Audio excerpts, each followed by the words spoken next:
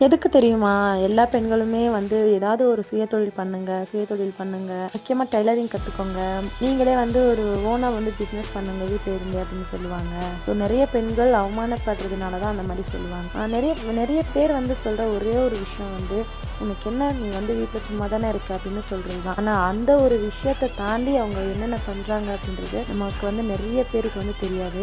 Number 1 எல்லா வேலையும் இழுத்து போட்டு பண்ணணும். அவங்கள கூட கவனிக்காத ஒரு அளவுக்கு அழுக்கு துணி இருக்கா, எந்த ஒரு துணி இருக்கு அப்படின்னு கூட பார்க்காம, எல்லா வேலையும் இழுத்து இழுத்து போட்டு வந்து பண்ணணும். முக்கியமான பாயிண்ட் இதுதான். செகண்ட் ஒன், ஒரு குட்டி தூக்கம் வந்து நமக்கு ஒரு ஒரு ஓய்வு வந்து நமக்கு கிடைக்காதா? அந்த நாட்களில வந்து ஒரு கொஞ்சமாச்சும் ஓய்வுகள் வந்து கிடைக்காதா அப்படின்னு ஏங்கி ஒவ்வொரு நாளும் வந்து அவங்க வந்து கிடக்குறாங்க. ஆனா எல்லாருமே சொல்ற ஒரே ஒரு விஷயம், அந்த பெண் அந்த மாதிரி இருக்கிற பெண்ணை வந்து, "உனக்கு என்ன? நீ சும்மா தானே வீட்ல வந்து இருக்க ஜாலியா" அப்படின்னு சொல்லிடுறாங்க. இந்த மாதிரி உங்க வீட்ல நடந்திருக்கா? ஸோ மறக்காம கமெண்ட்ஸை சொல்லிட்டு போங்க. தேங்க்யூ.